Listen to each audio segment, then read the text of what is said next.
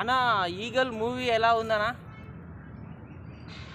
Eagle పేరులోనే చాలా అంటే చాలా బుల్ షాట్, ఈగల్ని బుల్ షాట్ అయ్యేలాగా పిలుస్తారు.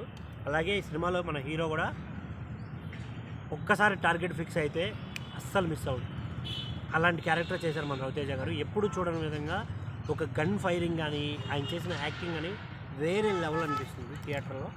నాకు ఇందులో బాగా నచ్చిన సీన్స్ ఏంటంటే రవితేజ గారి యాక్టింగ్, అను తను చేసిన ఒక డేర్ గర్ల్, ఒక జర్నలిస్ట్ క్యారెక్టర్, ఇంకోటి మన అవసరా శ్రీనివాస్ గారు సపోర్ట్ రోల్లో నవదీప్ అన్న, అండ్ ఒక చిన్న పాప కలిపిన రెండు మనసులు, ఓ కుట్టి స్టోరీ అని చెప్పచ్చు.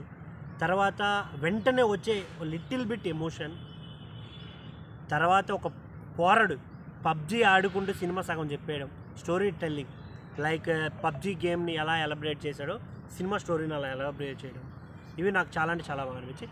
ఇందులో ఇంకొక మాస్ ఎలిమెంట్ ఉంది. ఏంటంటే కేజీఎఫ్ సినిమా అనగానే అందరికి పెద్దమ్మ గుర్తొస్తుంది, కానీ దీంట్లో మహంకాళి పెద్దమ్మలా మారితే ఎంత విజృంభిస్తుంది అనేది క్లియర్గా చూపించడం జరిగింది. ఆ ఫైట్ సీన్ ఉంటుంది, ఎర్రగా కుమ్మేశారు. ఆ ఫైట్ సీన్ అయితే హాలీవుడ్ రేంజ్ మించిపోయేలాగా ఎలివేషన్స్, వెనక బ్యాక్గ్రౌండ్స్ ఉన్న 2 సాంగ్స్ చాలా కొంచెం కొత్తగా అనిపించడం. ఒక సాంగ్ అయితే చాలా అందరికీ అలా ఆల్మోస్ట్ నచ్చేసి. అంటే ధమాకా మూవీ ఈ మూవీలో ఏమన్నా 2 డిఫరెంట్ మూవీస్, డిఫరెంట్ జోనర్ కూడా. సో 2 పోల్చడం కూడా అసలు సంబంధమే లేదు. అక్కడ ఎంటర్టైన్మెంట్తో కుమ్మేస్తే ఇక్కడ మాస్ ఎలివేట్ స్టెంట్స్ హాలీవుడ్ రేంజ్లో క్రియేట్ చేసి కుమ్మేశాడు. బట్ నాకు కొన్ని సీన్లు ఫస్ట్ హాఫ్లో కొంచెం lag means slow narration and one more స్టోరీలో అక్కడ ఏం అనిపించకపోవడం. బట్ ఒక క్యూరియాసిటీ మెయింటైన్ చేశాను, అరే ఏదో జరుగుతుంది కానీ ఏంటి ఇది అర్థం కావట్లేదు, సెకండ్ హాఫ్లో చూద్దాం అనే క్యూరియాసిటీ మెయింటైన్ చేశాడు. సెకండ్ హాఫ్ తీసుకొచ్చి ఒక్కసారిగా బ్లాస్ట్ చేశాడు.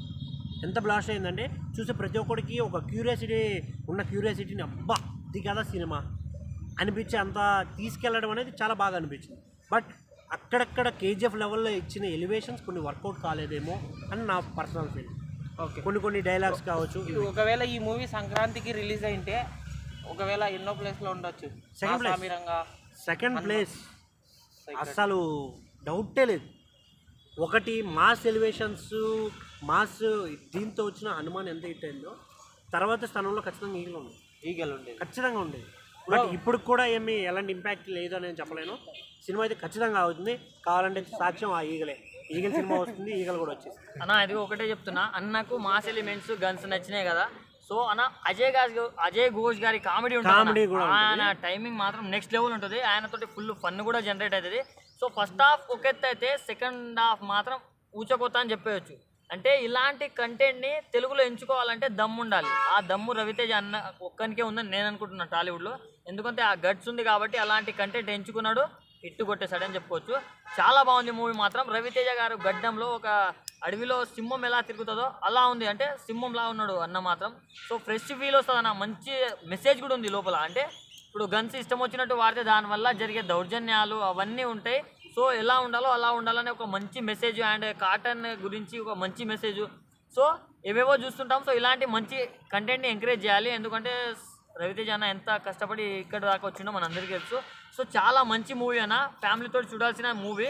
సో సంక్రాంతికి రాకుండా ఉంది, చాలా బెస్ట్ అయింది. ఎందుకంటే అప్పుడు వచ్చి ఉంటే వాటితో పాటు అయిపోయేది. So one of the best masterpiece అని చెప్పుకోవచ్చు రవితేజ అన్న గారు. ఇలాంటి కంటెంట్ ఎంచుకోవడం అనేది సాహసం అనేది చాలా బాగుంది. ఎక్కువ గన్నులతోనే ఉంది స్టోరీ మొత్తం, మాట వస్తుంది.